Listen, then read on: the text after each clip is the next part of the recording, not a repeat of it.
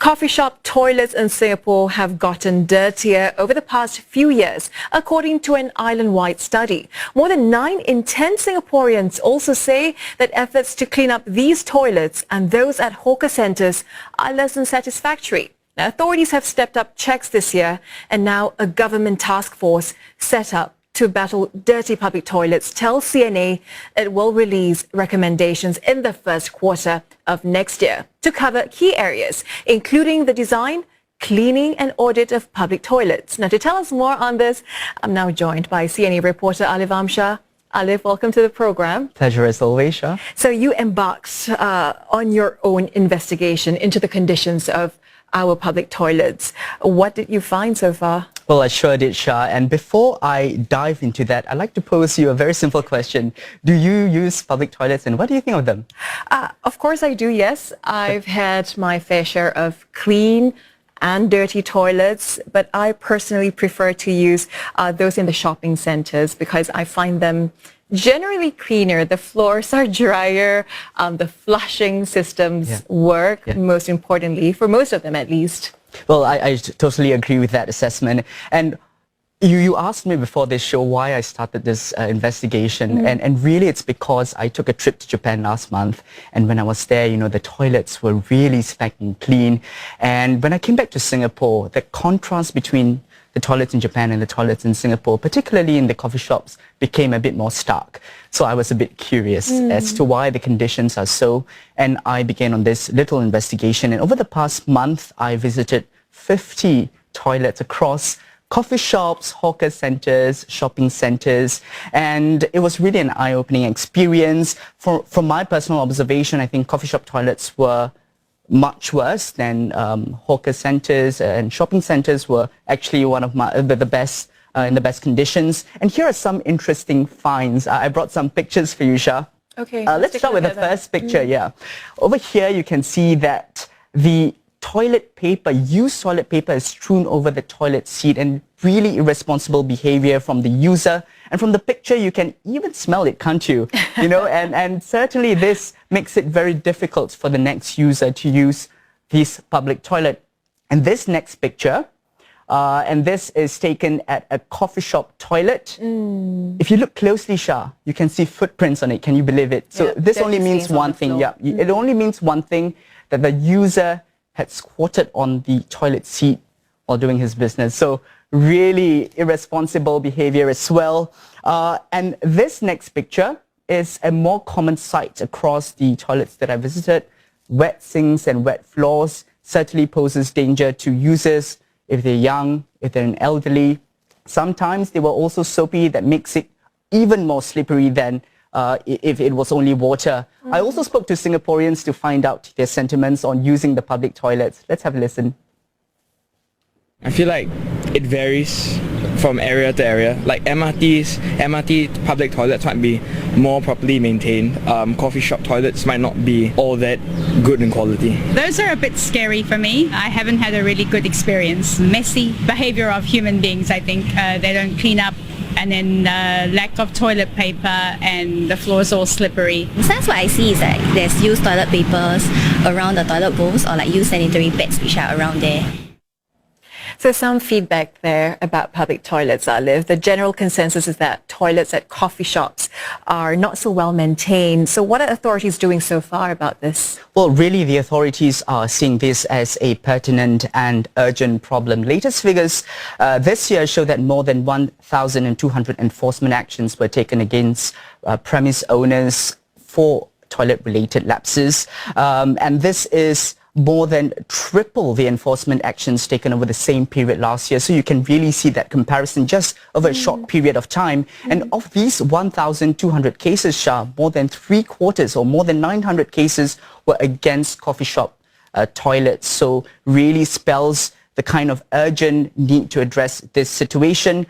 10 coffee shops were also suspended for toilet-related lapses. And this is compared to 1 each in 2022 and 2023, so 10 times more. And of course, this points to a situation that the authorities want to address, and that includes enforcement action, that includes inspection checks. I followed a National Environment Agency officer to really understand what goes behind an inspection check. Let's have a listen. From sizzling satay to iconic dishes like chicken rice, this food centre in Upper Thomson offers an array of local delights. But today, as tempting as it may be, I'm not here quite for the food. Instead, I head to its public toilets to join Inspection Officer Ivan Yap in his mission. Let's go. He's from the National Environment Agency and says surprise spot checks on hawker centre toilets happen monthly. Before we proceed with the inspection, we will try to engage the contractors to see if they are around to accompany us for the check. Similar checks are done by the Singapore Food Agency at coffee shop toilets. So where do we start? Okay, so first thing when we step into the toilet, we'll look out for any loose litters on the ground or any stains on the floor tiles, the urinals, as well as the sink.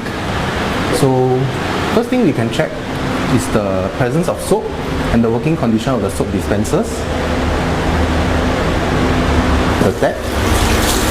Okay, and is this area where it's usually the wettest? Yes, that's right, because users usually have the habit of flicking excess water on the ground, which is actually discouraged. It's actually a very bad habit, and it will cause a lot of water marks on the floor, steep chute falls, and in the long run, it might just cause a permanent stain on the ground as well. Along the way, we also see if the bins are overflowing. Then, the urinals are next, which is often what causes a stench. We have to ensure that the flushing apparatus is actually working fine, so we have to check on it individually. So same thing for the other two, and also check for any stains on the urinals or around the floor tiles area. And what happens if the conditions are less satisfactory? For lapses identified, usually what we will do is we will inform the premise owner or operators on the lapse observed, and we will follow up with an email to them stating that there's a lapse observed with a photo taken, and say that there will be enforcement actions taken against them. Operators must fix anything faulty or broken, like hand dryers and soap dispensers, by a given deadline. If nothing is done, they can be slapped with fines up to $5,000. Each cubicle is also examined. Close attention is given to the toilet seat and then the flush. We also make sure that the doors lock properly and that there's enough toilet paper. And how would you rate this toilet? Everything is satisfactory. Satisfactory, okay. Doesn't look like it's an easy job at all for Mr. Yap, Alif.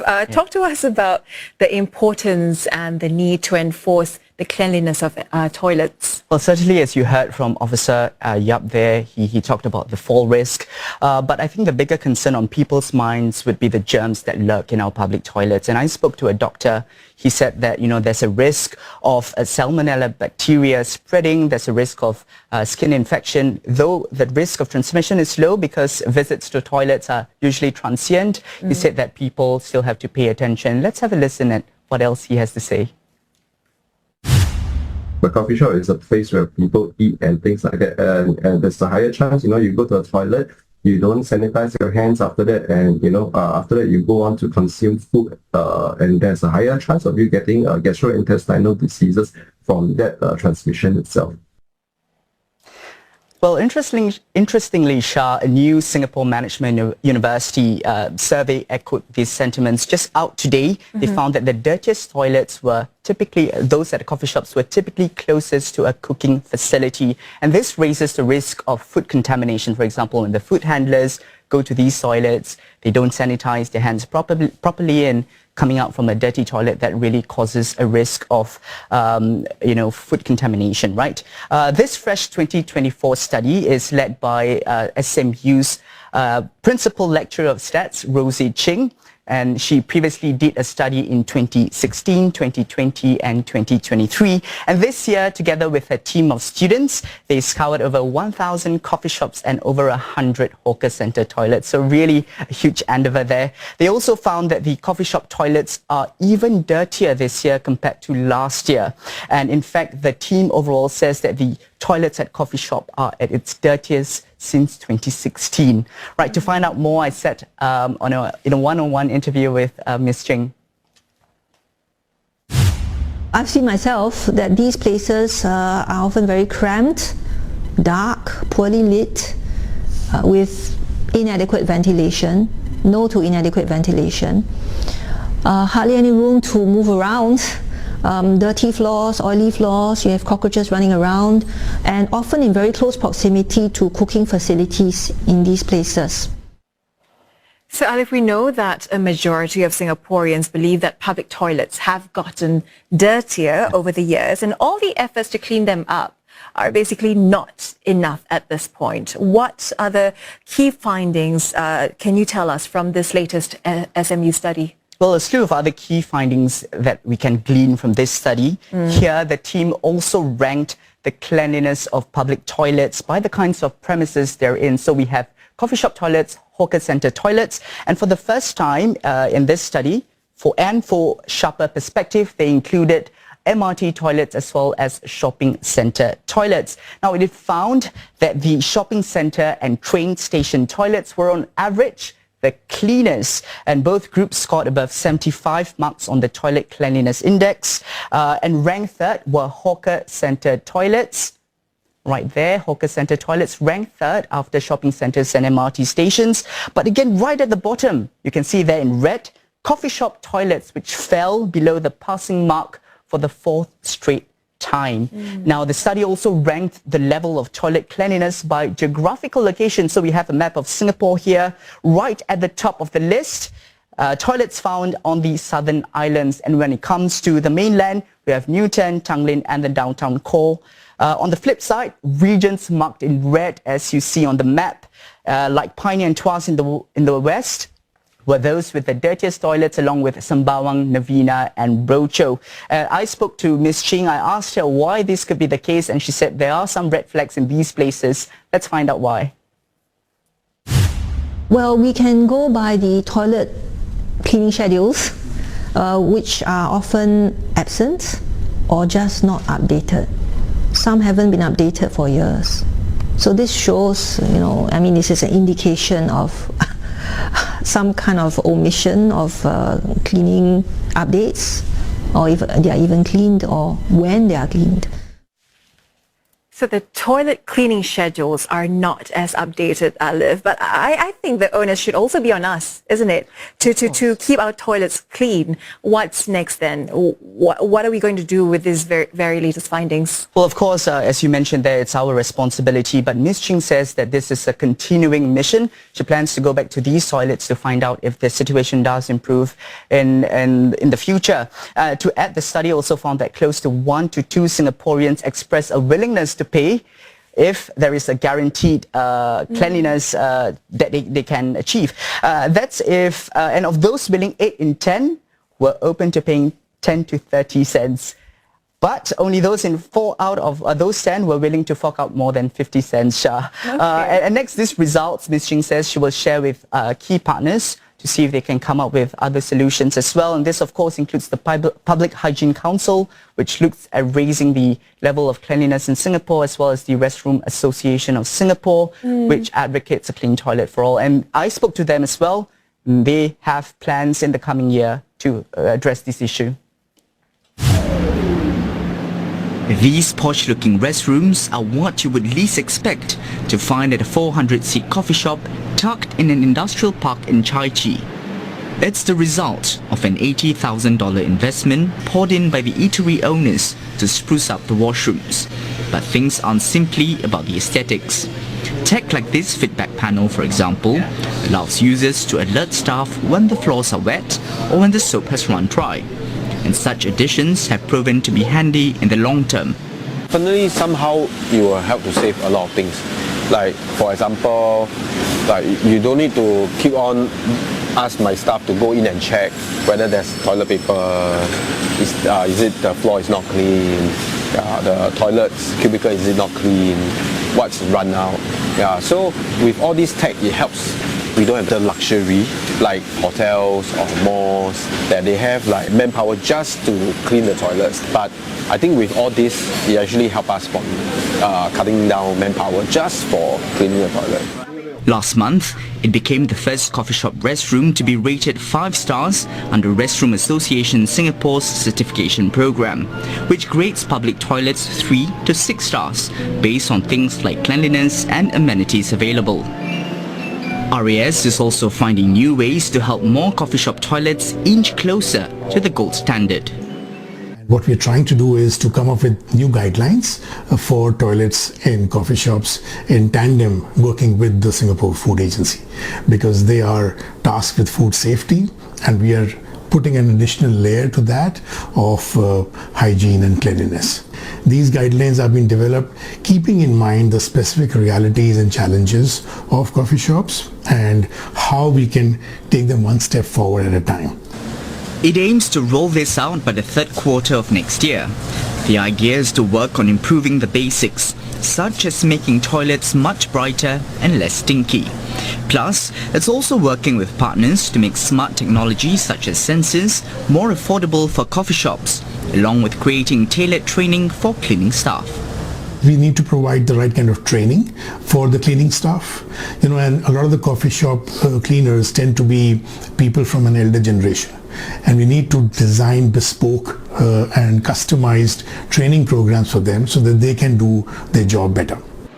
The Public Hygiene Council, meanwhile, says education is another crucial piece in this search for solutions. Students at 2 primary schools learn the importance of good toilet etiquette and how to keep them clean during this toilet cleanliness module piloted earlier this year. We really are trying to inculcate this good positive behavior from a very young age, so that these children know the basis of how to keep toilets clean, and they can go home and tell their family members as well. It now wants to build on this effort with plans to bring this to another 15 schools in the new year underway. Okay, I might want to check out that restroom in Chai Chi, Alif. What else can we expect from this national effort then? Well, certainly, Shah, this little figure here is going to be a central character in this national effort. This is Toilemon. Okay. It was introduced in 2022 to remind everyone to keep their toilets clean.